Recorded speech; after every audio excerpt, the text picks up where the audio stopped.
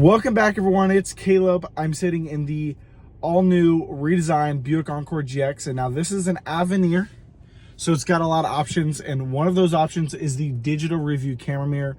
For an affordable luxury vehicle, it actually has it, so I'm going to be showing you how to use it and operate it. So let's hop right in. So flipping us around, you have your digital Rearview camera mirror. You can turn it on and off by this lever here.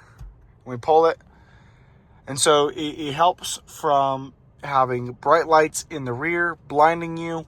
But how to customize it, you have 3 buttons here. We're going to press 1 so you can change the brightness, and that's due to these 2 buttons here. And then you can change the magnification, so we can zoom in or zoom out, which is nice. And then you have your different levels. So depending on where you like it customized wise, that's how you can customize it. And to show you where that camera's at, we're going to hop around to the rear. And that camera's going to be right here, which you also have a camera washer. So when you turn on your windshield wipers, when you do the spray, just like this, it's going to go ahead and spray that rear camera. Make sure it's nice and clean. Thank y'all again for watching. Hopefully it was useful. I'll see y'all on the next one.